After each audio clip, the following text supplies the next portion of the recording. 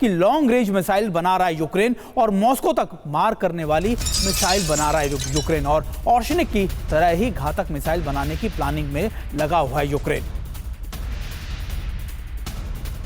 और यूक्रेन का target Moscow plan, जी हां, लॉन्ग रेंज मिसाइल बना रहा है यूक्रेन और मॉस्को तक हमले करने का लक्ष्य रखा गया है और रशिया के जवाब में ये मिसाइल बनाई जा रही है और ट्रम्बेटा को अपग्रेड करने की तैयारी है। 3000 प्रोडक्शन का टारगेट रखा गया है। तो ड्रोन के बाद देखिए मिसाइलों का भी प्रोडक्शन किया जा रहा है, यानी कि जो मदद मिल रही है उसका इस तरीके से इस्तेमाल भी यूक्रेन कर रहा है। निनाद सर, सवाल घूम फिर कर वहीं पे आते हैं कि जो ट्रंप और पुतिन पर जो बात हुई थी, एक आप इसे बेहतर समझा पाएंगे, एक ट्रेडिशनल हिस्ट्री रही है रूस और अमेरिका की पॉलिसी की कि जहां जहां रूस की भूमिका ग्राउंड पर रही है, अमेरिका कभी भी हटा नहीं है तब तक जब तक कि या तो रूस निकल जाए या फिर अमेरिका की कोई बहुत शर्मनाक हार ना हो जाए। लैटिन अमेरिकन कंट्रीज में हम देखें वो कॉन्फ्लिक्ट चलता रहा, हम वियतनाम वॉर से लेकर हम अफगान वॉर तक देखें, वहां भी जहां जहां रूस के पैर थे वहां वहां अमेरिका घुसा रहा, दशकों तक वो युद्ध को खींचता रहा। क्या यह मुमकिन है जहां पर सीधे रूस से लड़ाई चल रही हो, बीच में बिना युद्ध खत्म किए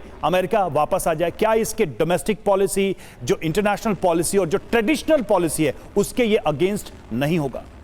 देखिए, जो शीत युद्ध था उस समय एक आइडियोलॉजी की लड़ाई थी, चाहे वियतनाम हो या अफगानिस्तान, चाहे लैटिन अमेरिका हो या कहीं और। अमेरिका तब तक पीछे नहीं हटता था जब तक रूस को बहुत बुरी तरह घायल ना कर दे। अब शीत युद्ध का ये समय नहीं है, ये समय है अमेरिका फर्स्ट, जो मेक। सर, ये तो युद्ध का समय है, अब तो शीत युद्ध भी नहीं, ये तो युद्ध है, नहीं, पर ये डायरेक्ट वॉर। ये युद्ध अमेरिका अगर कल अमेरिका विड्रॉ करता है यूक्रेन से तो यूक्रेन को बहुत दिक्कत होगी, अमेरिका को इतनी दिक्कत नहीं होगी। ये पहलू जो है वो इसी पे इलेक्शन जीते हैं ट्रंप, तो उनका प्रॉब्लम यह है कि हम अपने देश को मजबूत करें और दूसरे देशों में अमेरिका का जो प्रभाव कम भी होता है तो हमें मंजूर है, क्योंकि हमें वापस आना है। मेक अमेरिका ग्रेट अगेन का जो मैंडेट है उसमें मेरे को लगता है कि पहले महीने में ही, जैसे मैंने कहा, इस युद्ध को समाप्त करने में, और उसमें चाहे कुछ कॉम्प्रोमाइज़ भी करना पड़े, और डोनाल्ड ट्रंप तैयार रहेंगे रशिया के अगेंस्ट। क्योंकि एक बात हमें याद रखनी होगी कि रशिया की जो पूरी GDP है वो $3 ट्रिलियन है, अमेरिका की जो GDP है वो $35 ट्रिलियन है। तो अमेरिका को इतना फर्क नहीं पड़ने वाला चाहे रशिया जीते या रशिया हारे। अमेरिका को फर्क पड़ता है कि उसकी खुद की इकोनॉमी स्ट्रांग हो, उसकी खुद की कंट्री स्ट्रांग हो, और इसी के ऊपर वो अपने रिसोर्सेज अब खर्चेगा। तो पूरी दुनिया में, सिर्फ रशिया में नहीं, ये पूरी दुनिया में चलेगा कि अमेरिका अपनी, और ये इंडो पैसिफिक में चलेगा, ये हर जगह चलेगा। अमेरिका अपनी पूरी ग्लोबल कमिटमेंट्स वॉर की कम करेगा और अपनी खुद की क्षमताएं बढ़ाएगा। तो ये मेरे को लगता है कि यूक्रेन के लिए अब उल्टी घंटी शुरू हो गई। बिल्कुल, यूक्रेन के लिए दिक्कतें और शुरू हो गई, और खासतौर पर अब इसलिए भी क्योंकि डोनाल्ड ट्रंप किसी भी मूड में नहीं दिख रहे कि उन तक वो रसद या साजो सामान और पहुंचाया जाए। इसी बीच एक बड़ी खबर अपने दर्शकों की और बता दें कि यूक्रेन युद्ध पर यूरोपियन संघ से भी बड़ी खबरें आ रही हैं। यूक्रेन में सैनिक भेजने पर लगातार कोशिश कर रहा है या फिर उस पर सोच रहा है यूरोपियन यूनियन, और 20 जनवरी के बाद ही यूरोपियन यूनियन का फैसला इसको लेकर संभव है। यानी लगातार अब यूरोपियन यूनियन भी अपने सैनिकों को यूक्रेन भेजने पर चर्चा कर रहा है, इसको लेकर मंथन कर रहा है।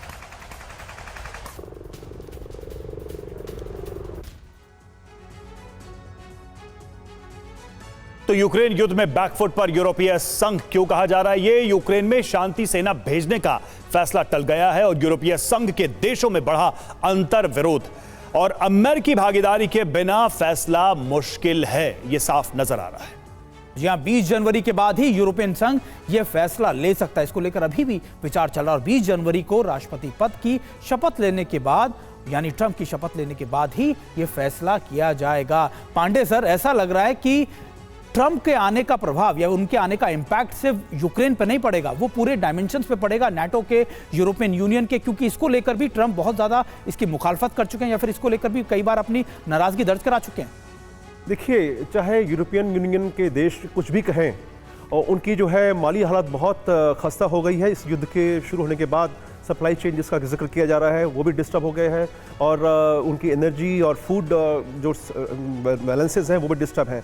और 18-19 को जो दिसंबर को ब्रसेल्स में जो मीटिंग हुई थी यूरोपियन देश के देशों की, उसमें ये कहा गया था कि भाई शांति जो सेना भेजी जाएगी उसमें भेजेंगे, लेकिन उनके देशों बीच में मतभेद रहा कि भाई हम इसको कौन फंड करेगा, क्योंकि सबको पैसे की जो है आवश्यकता है कि बिना फंड के ये वहाँ पर कैसे जाया जाएगा। और उनको पता है कि अगर वो जाएंगे हो सकता है कि रशिया उन पर भी अटैक कर दे, तो ये सारे बहुत सारे मुद्दे थे जिनकी वजह से उनके बीच में अंतर्विरोध था।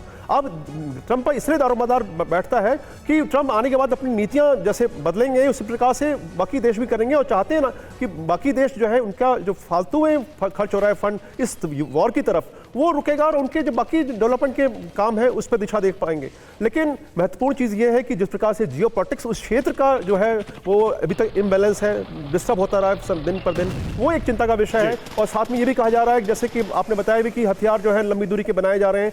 अभी जो क्रिसमस को जो अटैक किया गया उसमें रशिया ने क्लेम किया है कि जितनी भी डिफेंस इंडस्ट्री के एनर्जी सोर्सेज हैं, फैसिलिटीज हैं, उन सबको डिस्ट्रॉय कर दिया गया है। अगर ये इस बात में कर सच्चाई है तो निश्चित रूप से ऐसे प्रोजेक्ट जो है वो प्रभावित हुए होंगे। तो कुल मिला के लबोलुआब ये है कि हम शांति की बात तो कोई करना नहीं चाहता, नहीं, केवल ट्रंप की वजह के आड़ में जो बात हो रही है वो शांति की बात हो रही है। ठीक है, ट्रंप सस्पेंस बहुत बढ़ता जा रहा है समय के साथ। ट्रंप एक पीस टॉक का सेंटर बन गए इस वक्त पूरी दुनिया में। वाकई में अब ये बातें कितनी सही साबित होंगी 20 तारीख के बाद ये भी साफ हो जाएगा।